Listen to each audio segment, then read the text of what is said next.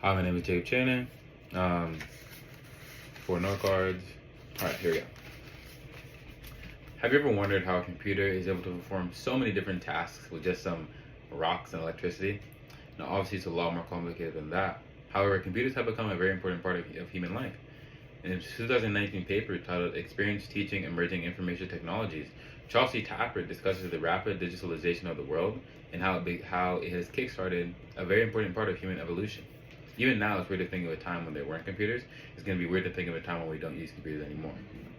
Now, to better understand the tool which is used by people all over the world, today we're going to be first discussing some of the basic components of a computer and how they function. Then we're going to discuss the first computer and what its uses were and how rudimentary its systems were. Then finally, we're going to end off on some places where you may find a computer that you may not be familiar with. Now, without further ado, we're going to first be discussing some of the basic components of a computer. Now, in Basics Explained, H3V Tux's 2018 video titled What Does What in Your Computer? They outline how the main components of a computer are the CPU, GPU, RAM, power supply, motherboard, and hard disk drive. Now, right here, I actually do have a CPU, right? This was pulled out of a computer that I used to have. It has a lot of pins on the back, and you can see it receives currents from these pins, and it processes that information right in here. It's really, really tiny, really thin. And what it does, it will process that information and it can dish it out to other components of the computer. You can also think of it as like the brain, right? It inputs information, processes it, and then dishes it out to other components. Similarly, you're going to have the GPU. This is the graphical processing unit. This is responsible for making sure there's some sort of display or video being outputted. Similarly, it'll take information from the CPU, convert it into something that can be shown as a graphic, then it'll use its GPU memory to compile all that information and produce an image, which is seen on our computer screens. Now, next we have the RAM. You can think of this as a really fast but short-term memory. This is where you can think of it honestly as like the brain short-term memory. Things that the CPU are constantly pulling from or needing are going to be stored in the RAM. Like for example, if you open 2 Chrome tabs, those tabs will likely be stored in the RAM because you'll be clicking through them. On the opposite side, you have the hard disk drive. This is a very big storage space, but usually it's a lot slower than the RAM. This is because some of this information is not always being pulled out all the time. So you can find here maybe like your passwords or your games or things like that that you may not always be playing, but you still want to be able to access when you need them on your computer. Then we have the power supply and the motherboard. The motherboard is like a Lego. It's where everything plugs into, and the power supply provides power to the whole computer. Now that we understand how a computer works, we can discuss the rudimentary systems of the first computer. In the Penn Today news article from 2021 titled The World's First Computer Turns 75, they discuss how in February 1946, the world's first general-purpose computer was introduced. Similarly, another article discussing the ENIAC, or the first computer, titled The Journey of the ENIAC, or the world's first computer. This 2022 online publication outlined how this computer was mainly introduced for the U.S. Army, and they would use it for very complex math equations like the designing of a hydrogen bomb, weather prediction, cosmic ray studies, and even a random number generator.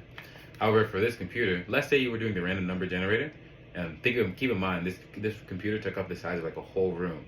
You'd have to reprogram it, which means disassemble it and put it back together so it can maybe perform the task for weather predictions or the designing of a hydrogen bomb. So ultimately, it was very rudimentary, but for their time, it was groundbreaking. It was a groundbreaking device. Now that we understand how the first computer works, we can discuss some places where you may not understand there are computers. Now, in the 1994 magazine titled Welcome to Computers, Michael Blotzer writes, "Computers are incredible. They make complicated tasks simple and enable me to do things impossible without them." Now, even in his 2023 video, J-Rig Everything tears out an iPhone, and he finds out that in that iPhone, it basically is a computer. It has, a CPU, RAM, even like a tiny, like not necessarily a hard drive, like it has like a tiny flash hard drive, it has some of the things as I listed earlier as a computer. It's weird to think that even if in 1994 they saw the benefits of computers to be outstanding, to think of how we have it now with a lot more advanced systems, how much easier our lives has been. Imagine if computers were taken away just like that and we didn't have them anymore. A lot of systems would go down and honestly would be very difficult to live. And don't get me wrong, there was a time without them, but even then, it's still weird to think of a time without computers. Additionally, in their car, ECU testing on their page, they discuss how fundamentally the ECU controls the injection of fuel and the timing of the spark to ignite it.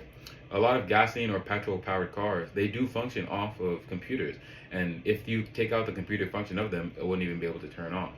Obviously, there were times when cars did not have computers, But I think since up to like 1980, or even before that, a little bit before that, a computer was needed to control all the basic functions in a car. Now, just to review, today we've gone over the basic components of a car, and basic components of a computer and how they work.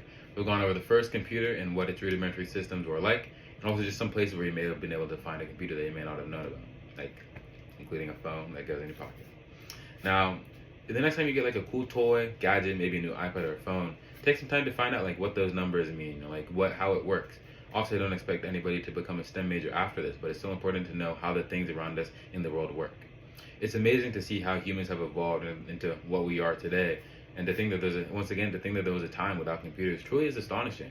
And obviously, computers are going to be a very big, vital part of our life going forward. So it's going to be amazing to see how big of a role they play for us. Even with things like AI, the groundbreaking things that AI has been able to do and likely will do in the future will be amazing. So it's just going to be great to see what's going to be in store for us. With computers, I'm sure humans will go a long way.